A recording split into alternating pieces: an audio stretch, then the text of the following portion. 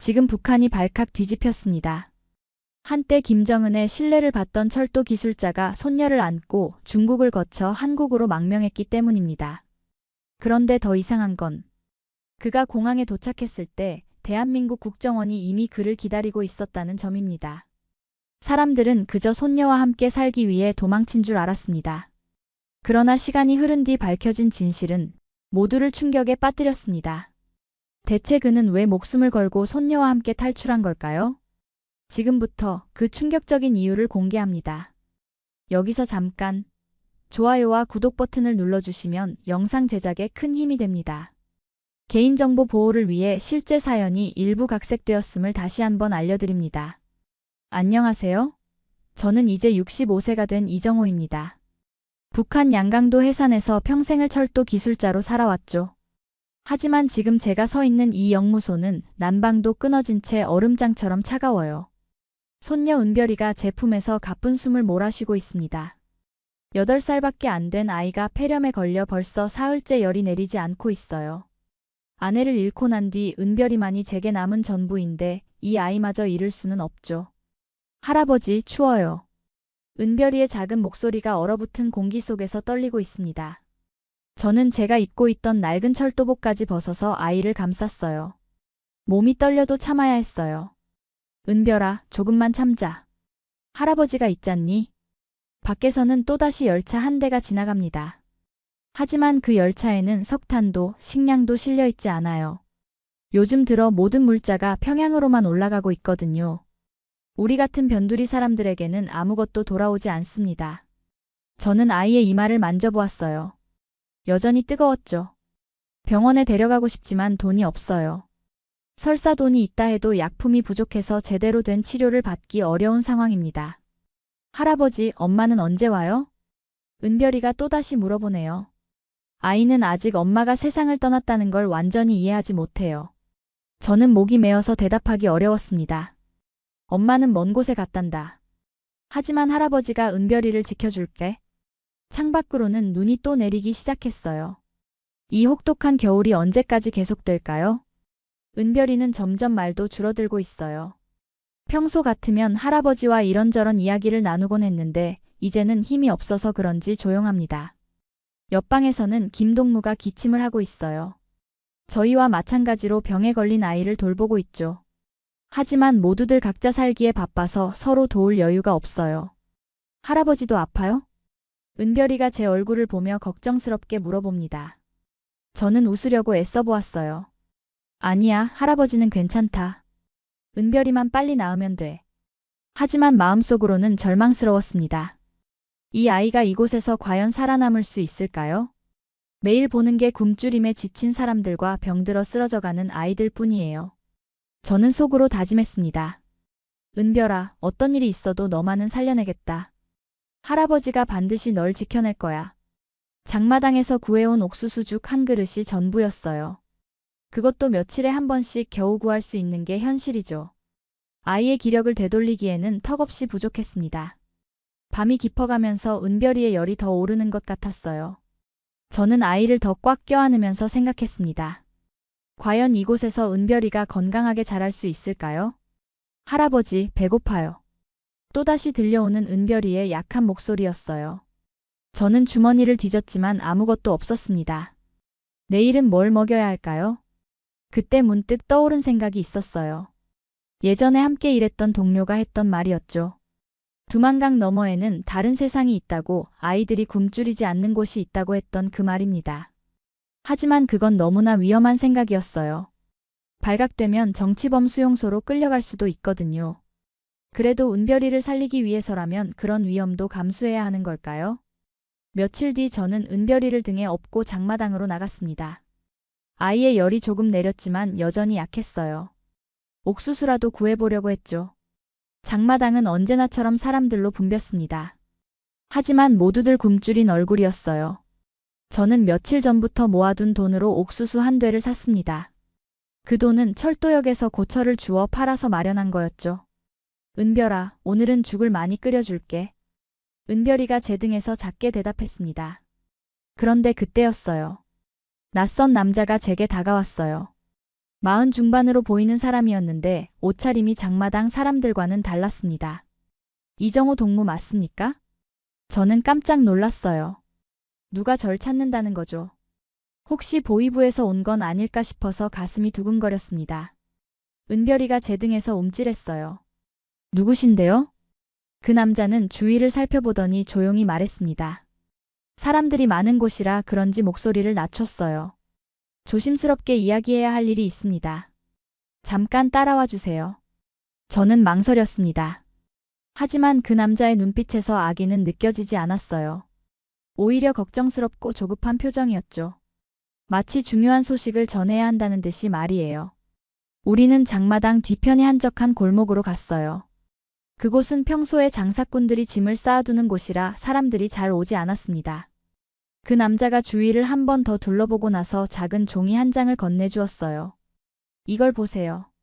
종이를 펼쳐보는 순간 저는 숨이 멎는 것 같았습니다. 그건 제 아들 준호의 글씨였거든요. 몇 년 전에 사라진 아들의 필체를 저는 한눈에 알아볼 수 있었어요. 아버지, 곧 길을 만들겠습니다. 은별이를 지켜주십시오. 제 손이 떨렸습니다. 준호가 살아있다는 거예요.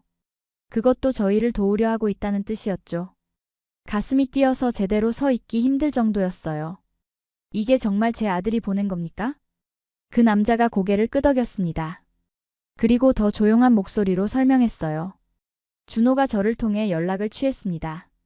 하지만 매우 조심해야 해요. 보이부에서 눈치채면 큰일 납니다. 저는 가슴이 뛰었어요. 희망이 보이는 것 같았거든요. 하지만 동시에 두려움도 컸습니다. 이런 일이 발각되면 어떻게 될까요? 은별이까지 위험에 빠뜨릴 수도 있어요. 준호가 언제 어떻게 북한을 떠났는지 저는 몰랐습니다. 어느 날 갑자기 사라져버렸거든요. 그 후로 소식이 전혀 없었는데 이제야 살아있다는 걸 알게 된 거였어요. 어떻게 해야 하죠? 지금은 아무것도 하지 마세요. 평소처럼 생활하시고 때가 되면 다시 연락드리겠습니다. 그런데 그때 갑자기 사이렌 소리가 들려왔어요. 보이부 차량들이 장마당 쪽으로 달려오고 있었습니다. 그 남자의 얼굴이 순간 굳어졌어요. 빨리 피하세요. 그 남자가 다급히 말하며 반대편 골목으로 사라졌습니다. 저는 쪽지를 재빨리 입에 넣고 씹어서 삼켜버렸어요. 은별이가 제 등에서 놀라서 울기 시작했습니다. 할아버지, 무서워요. 괜찮다, 은별아. 우리 집으로 가자. 보이부 요원들이 장마당을 뒤지기 시작했어요. 사람들이 우왕좌왕하며 도망치고 있었죠. 저는 은별이를 안고 최대한 자연스럽게 그 자리를 빠져나왔습니다. 다행히 아무도 저희를 의심하지 않았어요. 집에 돌아와서도 가슴이 계속 두근거렸습니다. 준호가 정말 살아있다니 믿기지 않았어요. 하지만 동시에 걱정도 컸습니다. 혹시 이 모든 게 함정은 아닐까 싶었거든요. 며칠 후부터 소문이 돌기 시작했어요. 보이부에서 탈북자 가족들을 색출하고 있다는 얘기였습니다. 그리고 준호가 남조선으로 갔다는 사실도 동네에 알려졌죠. 이웃집 할머니가 조심스럽게 물어보았습니다. 이 동무, 아들이 남조선으로 갔다면서요? 저는 아무렇지 않은 척 대답했어요. 그런 소문이 있더군요. 하지만 확실하지 않습니다. 하지만 속으로는 벌써 위험을 느끼고 있었어요. 보이부에서 언제 저희를 감시하러 올지 몰라요. 은별이를 어떻게 지켜야 할까요? 준호의 쪽지는 희망이었지만 동시에 위험의 시작이기도 했습니다. 그날 밤 은별이가 다시 열이 올랐어요. 약도 없는 상황에서 아이는 점점 약해져만 갔습니다. 저는 무릎을 꿇고 하늘을 올려다보았어요. 제발 이 아이만은 살려달라고 간절히 기도했습니다. 쪽지 사건이 있은 지 일주일 후 정말로 보이부에서 사람이 왔습니다. 아침 일찍 문을 두드리는 소리에 저는 가슴이 철렁했어요. 문을 열어보니 예상과 달리 아는 얼굴이었습니다. 최병수였어요. 저보다 20살 정도 어린 사람으로 예전에 철도기술학교에서 제가 가르쳤던 후배였죠. 병수야, 네가 왜 여기에? 최병수는 어색한 표정을 지으며 대답했어요. 선생님, 죄송합니다. 저는 지금 보이부에서 일하고 있습니다. 그 순간 저는 모든 걸 이해했습니다. 제자가 저를 감시하러 온 거였어요. 하지만 최병수의 얼굴에는 미안함이 가득했습니다. 최병수는 공식적으로는 저희 집 근처에 거주하면서 감시하라는 명령을 받았다고 했어요. 하지만 그의 태도는 냉정한 요원과는 거리가 멀었습니다. 오히려 죄스러워하는 표정이었죠. 며칠 동안 최병수는 저희 집 주변을 맴돌았어요. 하지만 노골적으로 감시하지는 않았습니다. 오히려 자연스럽게 인사를 나누고 가끔은 도움을 주기도 했어요. 어느 날 은별이가 또다시 열이 심하게 올랐습니다. 저는 어쩔 줄 몰라 하고 있었는데 최병수가 조용히 다가왔어요. 그리고 작은 봉지를 건네주었습니다. 선생님, 이거 쓰세요. 봉지 안에는 해열제가 들어있었어요. 어디서 구했는지는 묻지 않았습니다. 그냥 고마웠어요. 최병수는 은별이를 보는 눈빛이 안쓰러웠습니다. 자신도 어린 딸이 있다고 했거든요. 며칠 후 최병수가 저를 조용히 불렀어요. 아무도 없는 곳에서 그가 말했습니다. 선생님, 저도 이 세상이 부끄럽습니다. 갑작스러운 고백이었어요. 최병수의 목소리에는 괴로움이 묻어 있었습니다. 아이들이 굶어 죽어가는데 자신은 그걸 지켜보기만 해야 한다고, 선생님 같은 분을 감시해야 하는 자신이 한심하다고 했어요. 최병수는 어릴 때부터 성실하고 양심적인 아이였습니다. 그런 그가 지금 얼마나 괴로워하는지 알 수 있었어요. 선생님이 저를 가르쳐 주실 때를 생각하면 더 미안하다며 눈물을 글썽였습니다. 저는 그의 어깨를 툭툭 쳐주었어요. 그도 자신의 처지가 있다는 걸 이해한다고 말해줬죠. 그 후로도 최병수는 은밀하게 도움을 주었습니다. 가끔 약을 가져다 주기도 하고 쌀 한 되를 슬쩍 놓고 가기도 했어요. 물론 아무도 모르게 했습니다. 어디서 났느냐고 물어보면 그냥 있던 거라며 신경 쓰지 말라고 했어요. 최병수는 항상 그런 식으로 대답했습니다. 저는 그의 마음을 충분히 이해할 수 있었어요. 공식적으로는 감시해야 하지만 인간적으로는 도와주고 싶은 마음이었겠죠. 어느 날 밤 최병수가 급히 찾아왔어요. 평소와 달리 얼굴이 심각했습니다. 선생님, 내일 상부에서 사람이 내려옵니다. 조심하세요. 남조선으로 간 아들 이야기가 위로 올라갔다고 했어요. 정식 조사를 한다고 합니다. 저는 가슴이 철렁했어요. 드디어 본격적인 수사가 시작되는 거였죠. 최병수는 은별이는 아무것도 모르는 척하라고, 절대 다른 말 하지 말라고 당부했습니다. 그의 걱정 어린 표정을 보니 상황이 심각하다는 걸 알 수 있었어요. 그날 밤 저는 잠을 이룰 수 없었습니다. 은별이는 제 품에서 편안히 잠들어 있었지만 저는 내일이 두려웠어요. 최병수는 분명 상부에 보고서를 써야 할 거예요. 하지만 그가 어떤 보고서를 쓸지는 알 수 없었습니다. 새벽녘 최병수가 다시 왔어요. 이번에는 작은 봉지를 가져왔습니다. 은별이 먹으라고 가져온 설탕과 비스킷이었어요. 요즘 같은 때에는 구하기 어려운 것들이었죠. 병수야, 정말 고맙다. 최병수는 자신이 할 수 있는 건 이것뿐이라며 미안해했어요. 그의 목소리에는 무력감이 묻어 있었습니다. 그도 이 상황에서 할 수 있는 게 제한적이라는 걸 알고 있었어요. 아침이 되자 정말로 평양에서 온 조사관들이 나타났습니다. 최병수는 그들을 안내하며 공식적인 태도를 보였어요. 하지만 가끔 저를 바라보는 눈빛에는 미안함이 있었습니다. 긴장된 하루가 시작되었어요. 과연 저희가 이 위기를 넘길 수 있을까요? 최병수의 양심과 의무 사이에서 어떤 선택을 할까요? 그의 인간적 연민이 저희를 지켜줄 수 있을까요? 조사관들이 돌아간 후 며칠은 조용했습니다.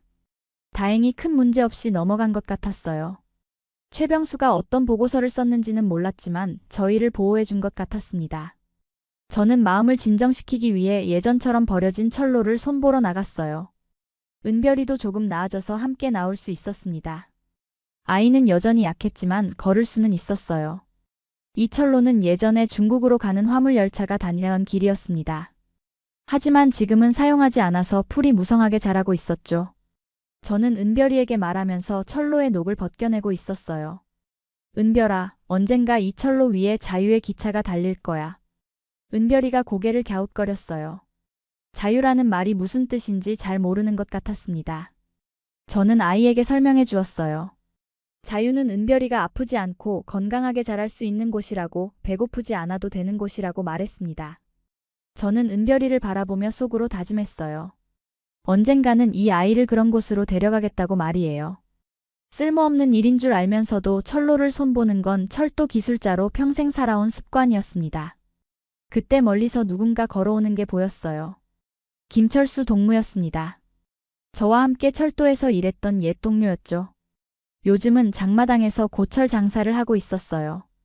김철수가 다가와서 제가 뭘 하고 있는지 물어보았습니다. 저는 그냥 옛날 생각이 나서 손보고 있다고 대답했어요. 김철수는 주위를 둘러보더니 조용히 말했습니다. 정호야, 요즘 조심해야 한다는 소문이 있어. 두만강 쪽에서 경비가 더 삼엄해졌다는 얘기야. 누군가 넘어가려다 잡혔다고 하더군요. 저는 가슴이 뛰었습니다. 혹시 준호가 보낸 사람이 잡힌 건 아닐까 싶었어요. 김철수는 더 조용한 목소리로 계속했습니다. 하지만 반대로 생각해보면 그쪽으로 가는 길이 있다는 뜻이기도 하다고 했어요. 그의 말에는 의미가 담겨 있었습니다. 저는 고개를 끄덕이며 고맙다고 인사했어요. 김철수는 조심하라고, 은별이를 생각해서라도 조심하라고 당부하고 떠났습니다.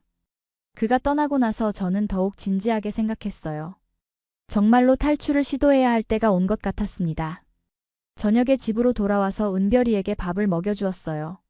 최병수가 가져다 준 쌀로 죽을 끓였는데 아이가 맛있게 먹는 모습을 보니 마음이 아팠습니다. 할아버지, 오늘 철로에서 한 얘기 정말이에요? 자유의 기차가 정말 올 거예요?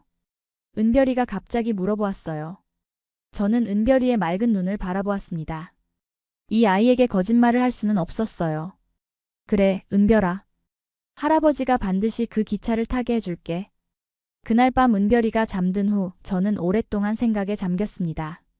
김철수의 말이 계속 머릿속을 맴돌았어요. 두만강 쪽 경비가 삼엄해졌다는 것은 위험하다는 뜻이지만 동시에 길이 있다는 뜻이기도 했습니다. 준호가 보낸 브로커는 언제 다시 나타날까요?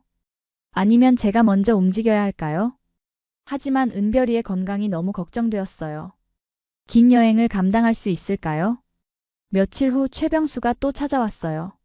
이번에는 약간 다른 표정이었습니다. 우리는 집 뒤편으로 나가서 이야기했어요. 선생님, 혹시 다른 계획이 있으시면 빨리 하세요. 상부에서 계속 관심을 갖고 있어요. 최병수의 말은 경고였어요. 더 이상 안전하지 않다는 뜻이었습니다. 제가 막을 수 있는 시간이 얼마 남지 않았다고 했어요. 고맙다, 병수야. 내 마음 잘 알겠다. 최병수는 은별이만은 꼭 지켜달라고 당부하고 떠났습니다. 그가 떠나고 나서 저는 결심했어요. 이제 정말로 움직여야 할 때가 온 거였습니다. 그날 밤 저는 은별이를 바라보며 속으로 약속했어요. 은별아, 할아버지가 너를 자유의 땅으로 데려가겠다. 그곳에서 네가 건강하게 자랄 수 있도록 해주겠다. 철로 위에서 했던 약속을 지킬 때가 왔습니다.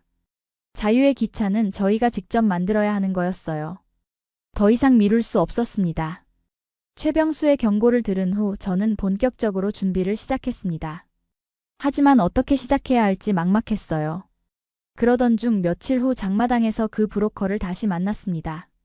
이번에는 제가 먼저 그에게 다가갔죠.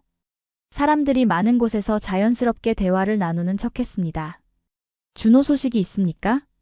브로커는 고개를 끄덕이며 조용히 대답했어요. 곧 길이 열릴 겁니다. 하지만 준비가 필요해요. 그는 저에게 필요한 것들을 자세히 알려주었습니다. 가짜 신분증과 여행 허가서, 그리고 은별이를 위한 약품들이었어요. 돈이 많이 필요했지만 어쩔 수 없었습니다. 저는 집에 있던 모든 귀중품을 팔기 시작했어요. 아내의 유품이었던 금반지도 내놓았습니다. 결혼할 때 정성스럽게 마련했던 그 반지를 파는 순간 마음이 너무 아팠어요. 철도에서 일하며 모아둔 돈도 모두 꺼냈습니다. 오래된 시계와 라디오도 팔았죠. 며칠에 걸쳐 겨우 필요한 돈을 모을 수 있었습니다. 브로커는 약속한 물건들을 하나씩 가져다 주었어요. 가짜 신분증은 정교하게 만들어져 있었고 약품들도 상당히 좋은 것들이었습니다. 이런 물건들을 어떻게 구하는지 신기할 따름이었어요. 하지만 가장 큰 문제는 은별이의 상태였습니다. 아이가 또다시 열이 나기 시작했거든요. 긴 여행을 감당할 수 있을지 의문이었죠. 어느 날 밤 은별이의 열이 심하게 올랐습니다. 저는 아이를 품에 안고 고민했어요. 이 상태로 위험한 여행을 떠날 수 있을까요? 할아버지, 아파요. 은별이의 약한 목소리를 들으며 저는 눈물이 났어요. 이 아이가 얼마나 힘들어하는지 알 수 있었습니다. 그런데 여기 남아있으면 결국 더 나빠질 뿐이었죠. 저는 그날 밤 중요한 결심을 했습니다. 죽더라도 자유의 땅에서 죽게 하자고 말이에요. 이곳에서 서서히 죽어가는 것보다는 자유를 찾아 떠나는 게 낫겠다고 생각했어요. 다음 날 브로커에게 최종 의사를 전달했습니다. 며칠 안에 떠나겠습니다. 브로커는 걱정스러운 표정을 지었어요. 아이 상태가 많이 안 좋아 보이는데요. 그래도 가야 합니다. 여기 있으면 더 위험해요. 브로커는 이해한다는 듯이 고개를 끄덕였습니다. 탈출 날짜는 3일 후로 정해졌어요. 달이 없는 밤이라 경비들의 시야가 제한될 거라고 했습니다. 저는 그 3일 동안 은별이의 건강을 회복시키기 위해 최선을 다했어요. 최병수가 가져다 준 약들을 아껴가며 먹였고 남은 음식도 모두 은별이에게 주었습니다. 이틀째 되는 날 최병수가 긴장한 표정으로 찾아왔어요. 선생님, 내일 또 조사관이 온다고 합니다. 저는 가슴이 철렁했습니다. 하루 앞두고 이런 일이 생기다니 말이에요. 어떻게 하면 좋겠나? 오늘 밤에 떠나세요. 더 이상 기다릴 수 없어요. 최병수의 말에 저는 계획을 하루 앞당기기로 결심했습니다. 브로커에게 급히 연락을 취했어요. 그날 저녁 은별이에게 마지막 밥을 먹여주었습니다. 아이는 여전히 약했지만 조금은 나아진 것 같았죠. 은별아, 오늘 밤에 할아버지와 함께 여행을 떠날 거야. 어디로 가요, 할아버지? 아주 좋은 곳이야. 은별이가 아프지 않을 수 있는 곳으로. 은별이는 잘 이해하지 못하는 것 같았지만 고개를 끄덕였어요. 저는 아이를 꽉 안아주었습니다. 밤이 되자 최병수가 마지막으로 찾아왔어요. 그는 작은 가방을 가져왔습니다. 이건 길에서 드세요. 그리고 이것도요. 가방 안에는 빵과 물 그리고 은별이를 위한 약이 들어있었어요. 최병수의 마지막 배려였습니다. 병수야, 정말 고맙다. 평생 잊지 않겠다. 선생님, 꼭 살아서 자유를 찾으세요. 최병수와 작별 인사를 나눈 후 저는 은별이를 업고 집을 나섰습니다. 브로커가 정해준 장소로 향했어요. 달이 없는 캄캄한 밤이었습니다. 은별이는 제 등에서 조용히 있었어요. 아이도 무언가 특별한 일이 일어나고 있다는 걸 알고 있는 것 같았습니다. 드디어 자유를 향한 여행이 시작되었죠. 두려움과 희망이 교차하는 순간이었습니다. 브로커가 정해준 장소에 도착하자 그가 이미 기다리고 있었습니다. 어둠 속에서도 그의 긴장한 모습을 알 수 있었죠. 저 말고도 몇 명이 더 있었습니다. 모두들 무거운 표정이었어요. 조용히 따라오세요. 소리 내면 안 됩니다. 브로커가 속삭이듯 말했습니다. 우리는 산길을 따라 걷기 시작했어요. 은별이가 제 등에서 조용히 있어 주어서 다행이었습니다. 아이도 상황의 심각성을 아는 것 같았어요. 1시간 정도 걸었을까요? 드디어 두만강이 보였습니다. 한겨울이라 강이 얼어 있었지만 완전히 단단하지는 않은 것 같았죠. 달빛도 없어서 앞이 잘 보이지 않았습니다. 강가에 가까워질수록 추위가 더 심해졌어요.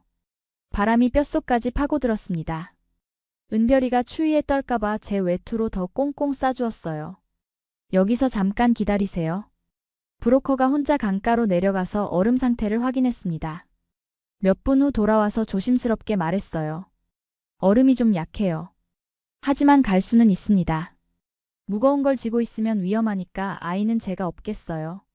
저는 고개를 저었습니다. 아니에요.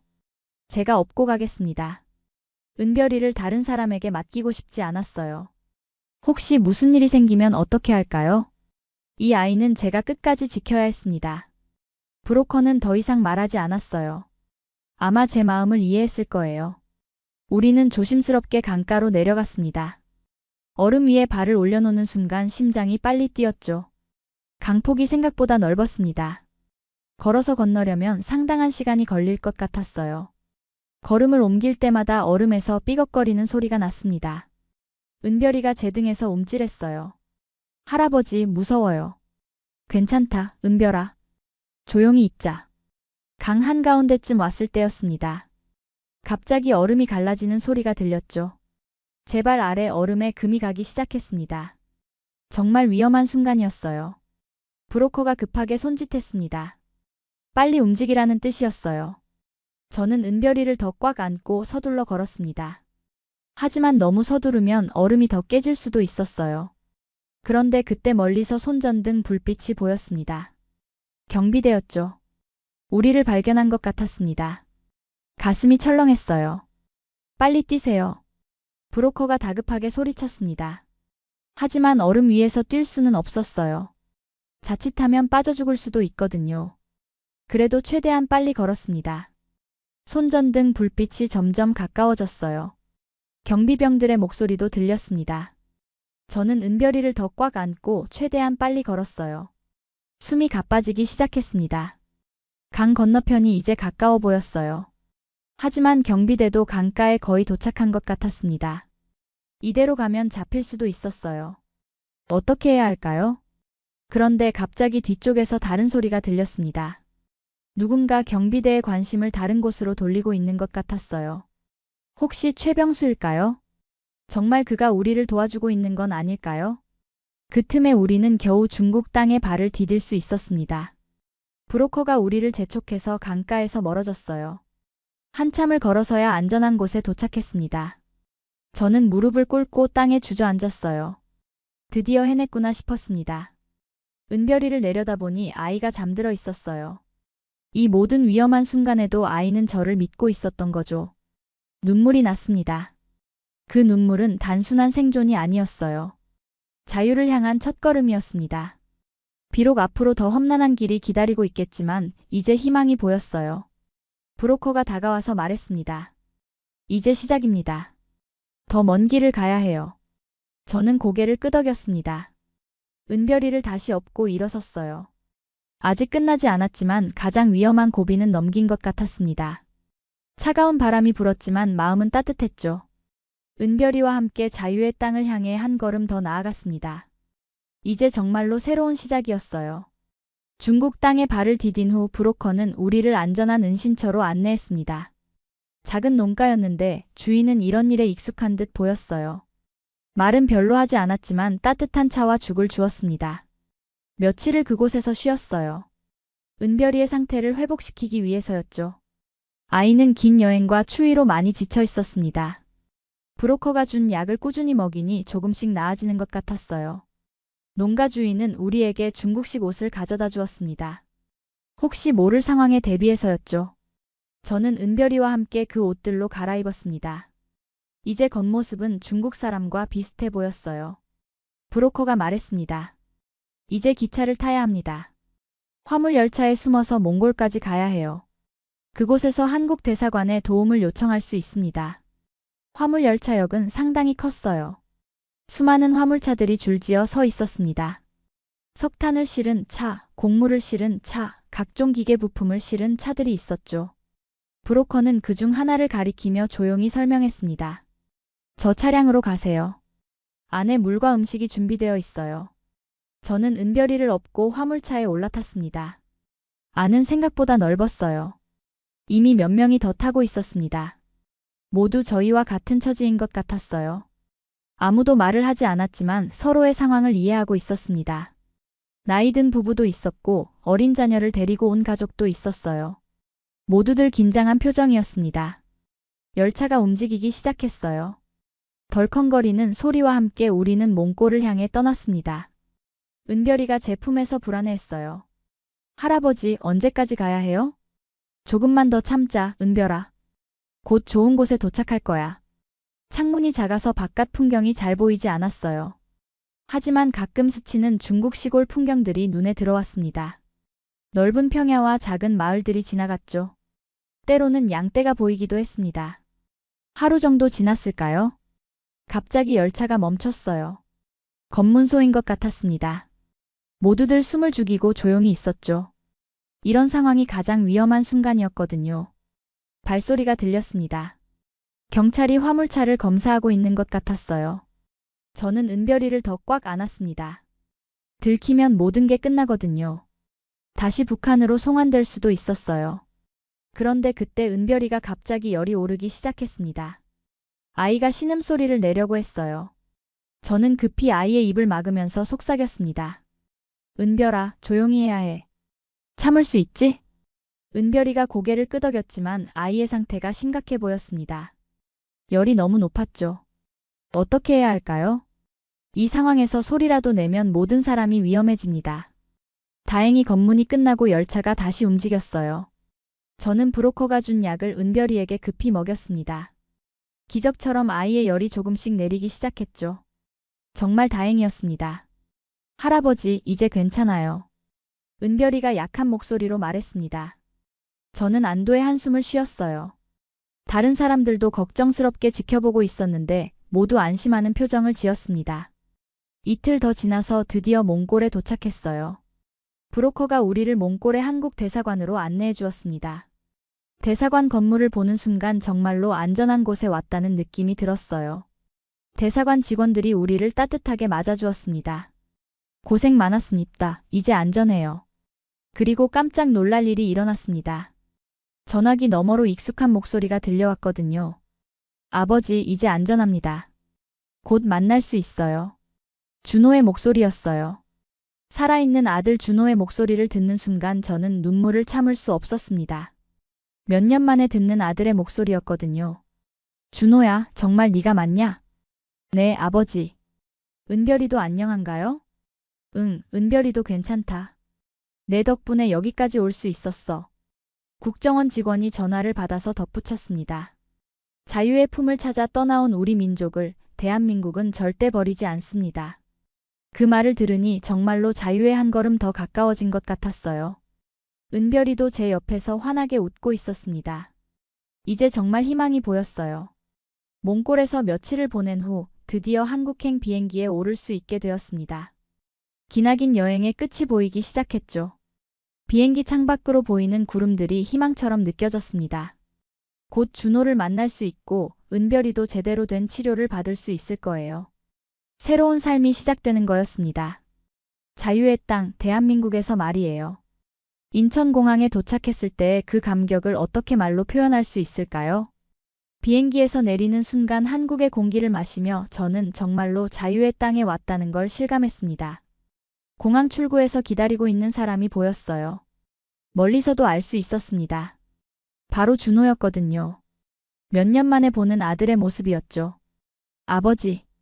준호가 달려와서 저를 꽉 안았습니다. 저도 은별이를 한 팔로 안고 아들을 끌어안았어요. 눈물이 멈추지 않았습니다. 준호야, 정말 살아있구나. 아버지, 많이 고생하셨죠. 은별이도 안녕하고요. 은별이가 제 팔에서 준호를 바라보았습니다. 은별이는 금세 친근함을 느끼는 것 같았어요. 준호는 우리를 차에 태우고 병원으로 향했습니다. 은별이부터 제대로 된 검사를 받게 하고 싶다고 했어요. 길에서 본 한국의 모습은 정말 놀라웠습니다. 넓은 도로와 높은 건물들, 그리고 무엇보다 사람들의 여유로운 표정이 인상적이었어요. 북한에서는 볼 수 없던 풍경이었습니다. 병원에 도착해서 은별이가 검사를 받았어요. 의사 선생님이 말씀하시길 영양실조가 심하지만 치료하면 금세 좋아질 거라고 했습니다. 할아버지, 여기는 정말 아픈 사람 아무나 치료해줘요? 은별이가 신기해하며 물어보았습니다. 그래, 은별아. 여기는 치료받는 게 쉬운 그런 나라야. 며칠 후 정부에서 마련해준 임시 거처로 이사했어요. 작지만 깨끗한 집이었습니다. 준호가 가구와 생활용품들을 준비해 놓았어요. 은별이는 하루가 다르게 건강해졌습니다. 제대로 된 음식을 먹고 약을 복용하니 얼굴에 생기가 돌기 시작했어요. 아이의 웃음소리를 듣는 것만으로도 행복했습니다. 어느 날 은별이가 저에게 말했어요. 할아버지, 나도 철도 기술자 돼서 남북을 잇는 기차 만들래요. 그 말을 듣는 순간 가슴이 뭉클했습니다. 이 아이가 꿈을 꿀 수 있는 곳에 왔구나 싶었어요. 그래, 은별아. 네가 만든 기차로 할아버지 고향에도 갈 수 있겠구나. 준호는 탈북민들을 돕는 일을 하고 있다고 했어요. 국정원과 협력해서 북한의 남은 가족들을 구출하는 작업에 참여하고 있었습니다. 길을 걷다가 택시를 탔는데 기사님이 어르신이라고 부르며 문을 열어주셨어요. 마트에서 장을 볼 때도 직원분이 친절하게 도와주셨습니다. 이런 작은 배려들이 마음을 따뜻하게 했어요. 한국 사회의 모습을 보면서 저는 생각했습니다. 이곳은 정말 사람을 사람답게 대하는 나라구나. 북한에서는 상상할 수 없던 일들이었어요. 몇 달이 지나고 저는 한국어 교육을 받기 시작했어요. 북한말과 남한말이 조금 다르더군요. 은별이는 학교에 다니기 시작했습니다. 처음에는 적응이 어려웠지만 금세 친구들을 사귀었죠. 어느 날 준호와 함께 기차역에 갔습니다. KTX라는 고속열차를 타보자고 하더군요. 그 빠른 속도와 안전성에 깜짝 놀랐어요. 아버지, 언젠가는 이 철로가 북한까지 연결될 거예요. 준호의 말에 저는 고개를 끄덕였습니다. 그날이 오면 은별이가 만든 기차를 타고 고향에 갈 수 있을 거예요. 창밖으로 스쳐 지나가는 풍경을 보며 저는 생각했습니다. 그 철로는 이제 자유와 통일을 향해 달립니다. 이것이 바로 대한민국이 지켜낸 기적입니다. 은별이가 제 손을 잡으며 말했어요. 할아버지, 우리 정말 자유로워졌네요. 그래, 은별아. 이제 우리는 진짜 자유다. 오늘의 사연은 여기까지입니다. 이번 영상을 어떻게 생각하시는지 댓글로 의견을 남겨주시고 좋아요를 눌러주세요. 다음에도 더 흥미진진한 사연으로 찾아뵙겠습니다. 지금까지 감동 나누기의 유나였습니다. 긴 영상 끝까지 시청해주셔서 정말 감사합니다.